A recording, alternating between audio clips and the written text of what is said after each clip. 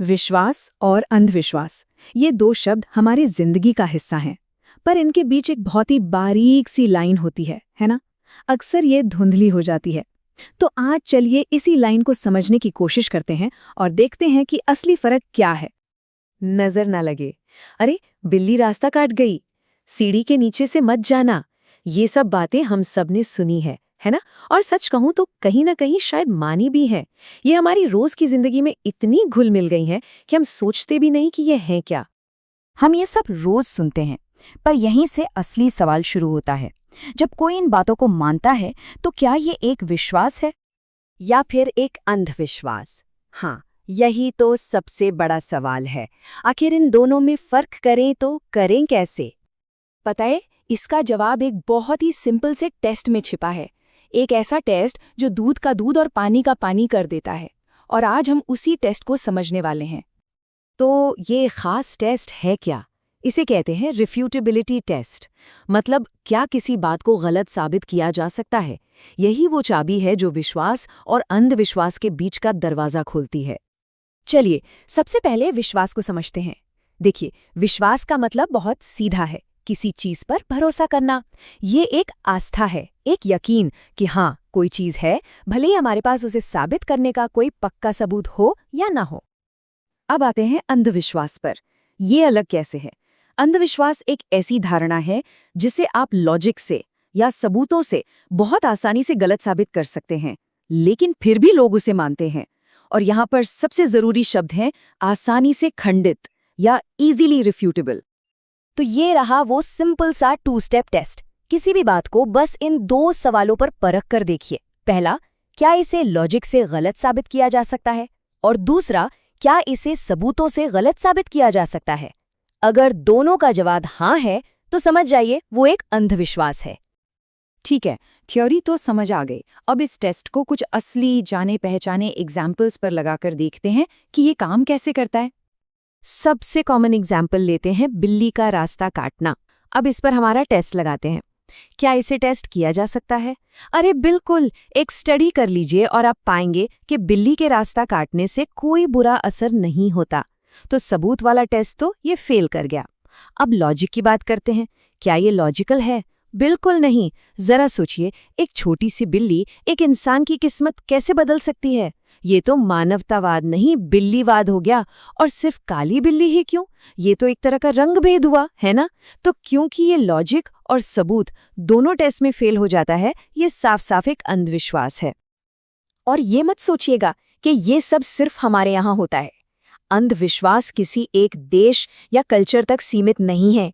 ये एक ग्लोबल चीज है, पूरी दुनिया में फैला हुआ है। जैसे अमेरिका में देखिए, जिस दिन फ्राइडे द 13th यानी 13 तारीख को शुक्रवार पड़ता है, बहुत से लोग डर के मारे घर से नहीं निकलते। वे इसे अशुभ मानते हैं, जबकि इसका कोई लॉजिकल या साइंटिफिक बेसिस है ही नहीं। वहीं का एक और एग्जाम्पल है, शीशा टूट गया तो मतलब 7 साल की बैड लक।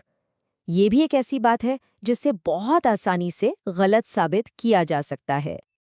अच्छा, हम लोग जो टचवुड बोलते हैं या फिंगर्स क्रॉस्ड करते हैं, ये कहाँ से आया? ये भी इंग्लैंड से निकले अंधविश्वास ही हैं, जो अब पूरी दुनिया में इस्तेमाल होते हैं। अब कहानी में एक ट्विस्ट है। सिर्फ आंख बंद करके कुछ मान लेना ही अंधविश्वास नहीं होता।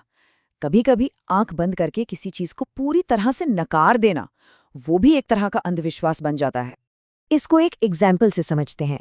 सोचिए, 100 साल पहले अगर कोई कहता कि इंसान शायद चांद पर नहीं जा पाएगा, तो वो सिर्फ एक अविश्वास होता। क्यों? क्योंकि तब टेक्नोलॉजी नहीं थी। लेकिन अगर आज कोई कहे कि इंसान कभी नहीं सूरज पर जा सकता है, तो ये एक अंधा अविश्वास है, क्योंकि ये भविष्य की सारी संभावनाओं को हमेशा के लिए बंद कर देता है, जो कि एक बहुत ही रिजिड और अनसाइंटिफिक सोच है। चलिए अब इसी फ्रेमवर्क को कुछ और मुश्किल टॉपिक्स पर लगाकर देखते हैं, जैसे ईश्वर और भूत का अस्तित्व। अब ईश्वर के अस्तित्व की बात करें तो देखिए, इसे ना तो आसानी से साबित किया जा सकता है और ना ही आसानी से गलत ठहराया जा सकता है ना? इसलिए सबसे लॉजिकल पोजीशन बीच की होती है कि भाई अभी कोई पक्का सबूत नहीं है।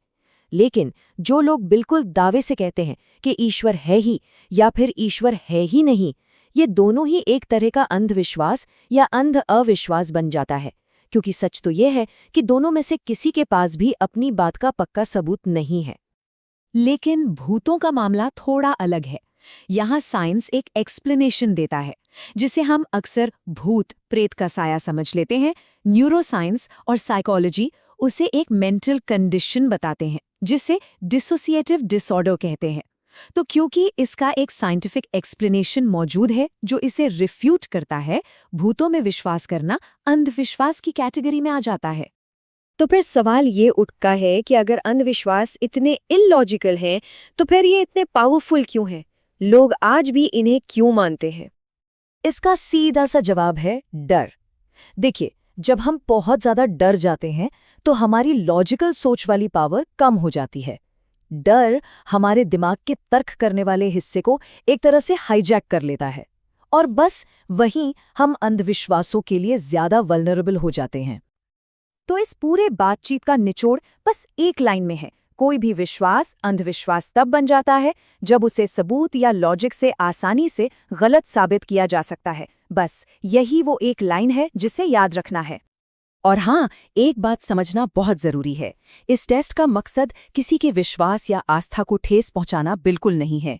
इसका मकसद बस एक टूल देना है जिससे हम सब क्लियर तरीके से सोच सकें, सवाल पूछ सकें और अपनी ही धारणाओं को लॉजिक की कसौटी पर परख सकें।